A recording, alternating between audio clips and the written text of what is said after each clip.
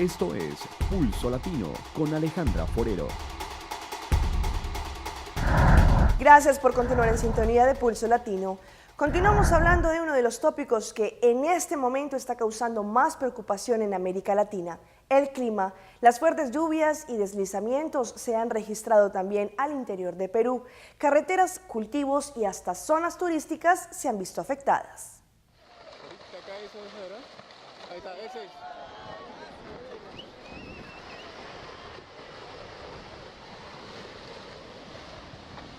Es la caída de tierra y piedras que dejó bloqueada desde el martes parte de la carretera central que une Tingomaría con Huánuco. La limpieza de la vía tomará tiempo. En Cajamarca los deslizamientos tampoco cesaron. El desastre acabó con los baños termales de Piñipata en Hualgayoc. Un aluvión ha cubierto medio kilómetro de la vía que une la localidad de Chilete con Cajamarca. Decenas de vehículos permanecen varados.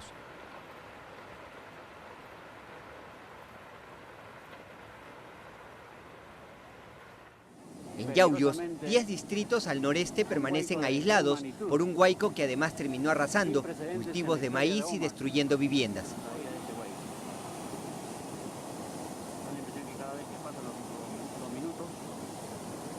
En la Sierra de Guaral, al menos 10 kilómetros de vía han sido dañadas, dejando incomunicadas las comunidades de Zumbilca. El huaico no ha afectado la vía alterna para los vehículos procedentes de la Sierra Central a la capital. En la vía Huaraz-Pativilca, los vehículos continúan varados por el deslizamiento en varios tramos de la vía. Hasta el momento no se han reportado heridos ni desaparecidos por estos fenómenos naturales. Inmigrantes dominicanos en Puerto Rico volvieron a denunciar hoy abuso policiaco, tanto por parte de la Policía Estatal como la municipal de la ciudad capital en San Juan. La situación es tan grave, según dicen, que pedirán al gobierno federal que anule la alegada reorganización que aprobó en la policía a raíz de los casos de violación de los derechos civiles.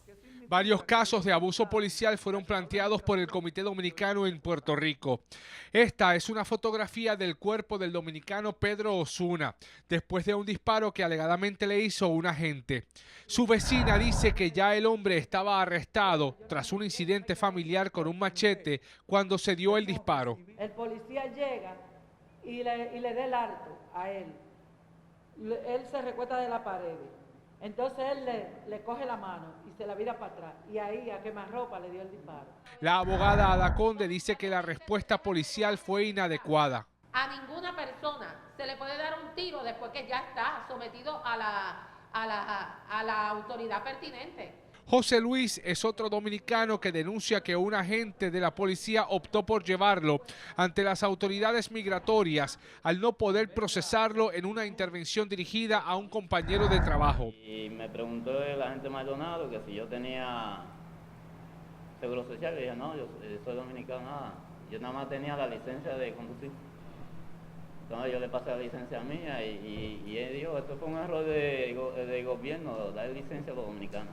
Esta mujer, Isabel, dice que fue abusada sexualmente y que la respuesta de una fiscal en San Juan fue... Entonces me dijo, si usted no se fue a un albergue, ¿por qué usted, si estaba tan mala, no se regresó a su país? Ellos piden acción de la jefatura policial y piden al Departamento de Justicia Federal que anule cualquier acuerdo porque no hay tal reorganización policíaca.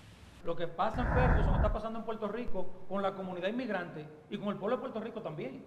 Dicen que elevarán la denuncia ante el gobierno dominicano, reclamando que su presidente Danilo Medina venga a Puerto Rico para, además de firmar acuerdos comerciales, a llegar a entendidos de derechos humanos. Rafael Lenín López, Noticentro. Esta es la declaración que nuestro canal aliado Noticias Caracol conoció en exclusiva del ex jefe paramilitar Jesús Ignacio Roldán, alias Mono Leche, y que inculcarían al magistrado Jorge Pretel y a su esposa con el supuesto despojo de tierras y desplazamiento en el Urabá antioqueño en Colombia.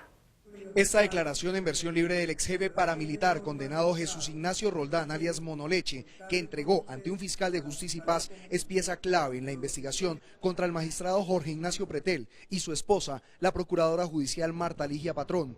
En ella, según la Fiscalía, se evidenciaría que Pretel y su esposa compraron la finca La Corona en el Urabá antioqueño a sabiendas de que esas tierras habían sido despojadas por paramilitares a campesinos. Tendrá que el señor magistrado Jorge Pretel sentarse con usted para contarle cómo compró las tierras, pero lo que estoy seguro que este señor nunca compró tierras bajo presión ni con grupos armados en esa región. Lastimosa, el señor Jorge Pretel que fue el que compró y es dueño hoy en día, tengo entendido, de las tierras que está reclamando esta víctima. La víctima a la que se refiere alias Monoleche es Reinaldo Villalba Alarcón, quien manifestó en una de sus declaraciones ante la Fiscalía lo siguiente. Según lo que pude indagar y conseguir en catastro, en el municipio de Turbo aparece registrada la señora Marta Ligia Patrón. No tengo conocimiento de quién será esta señora, pero que el señor Teófilo Hernández debe saber, porque según tengo entendido, el señor Evelio Díaz le vendió al señor Teófilo Hernández.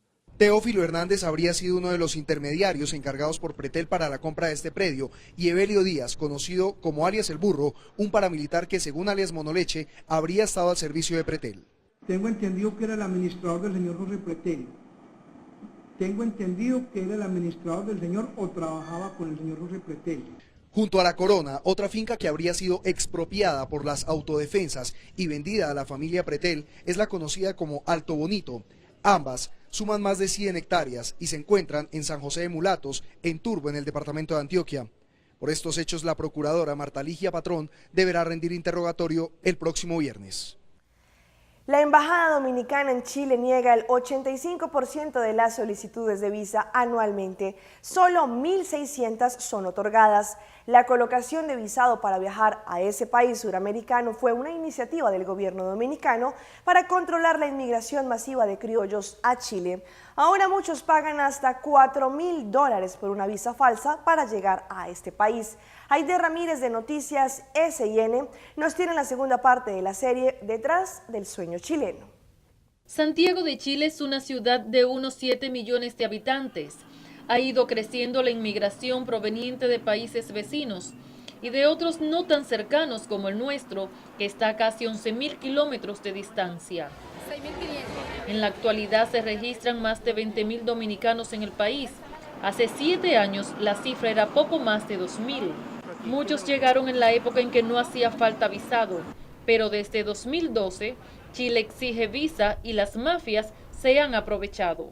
Mi esposa y yo fuimos a hacer unos trámites a extranjería y ahí nos dijeron que se suponía que la visa que le habían dado era falsa y por eso la detuvieron. Juan, no su nombre real, llegó cuando no hacía falta visa, pero teme ser identificado y que su esposa sea deportada, todo por creer en una mafia que opera desde República Dominicana.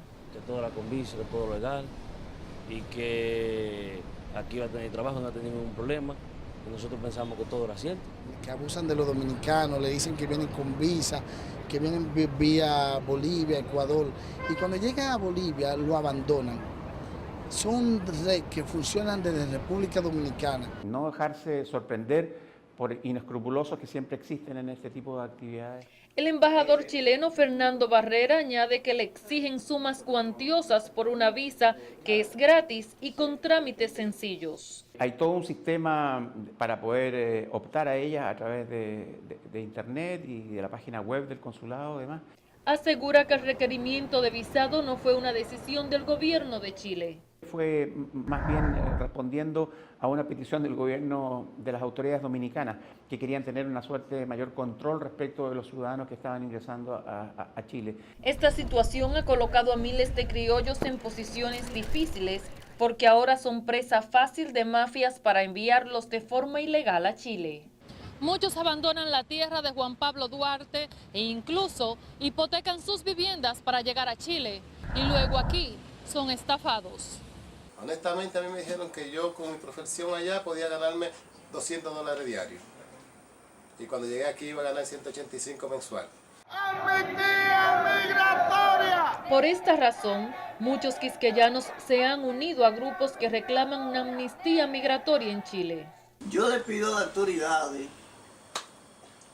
de fe y de corazón que ya que yo hice este esfuerzo de estar aquí, coger dinero prestado para llegar hasta acá, ya que le dieran quizás un perdón como uno vino por ahí. Que hemos luchado junto a otras organizaciones como Fuerza Inmigrante, como Comité de Refugiados y también la Fundación Unidos por el Servicio de Todos, hemos trabajado unidos por una amnistía migratoria, la cual ha sido aprobada ya en agosto en la Cámara de Diputados. Son inmigrantes de diferentes países, entre los que se encuentran los dominicanos, que participan en múltiples marchas en busca de convertir en realidad el sueño chileno.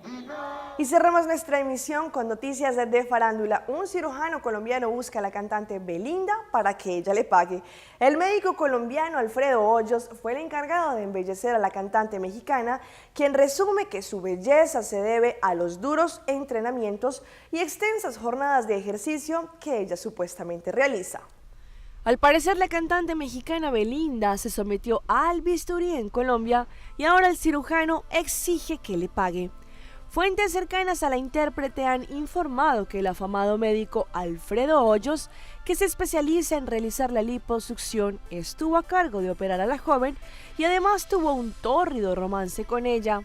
Todo parece indicar que Belinda consideró que no tendría que pagar por los servicios quirúrgicos del doctor, pero para su sorpresa, el cirujano sí le está cobrando. Allegados de la cantante aseguran que está decepcionada de Hoyos, pues la intérprete está acostumbrada a recibir regalos de sus pretendientes y esta vez tendrá que pagar.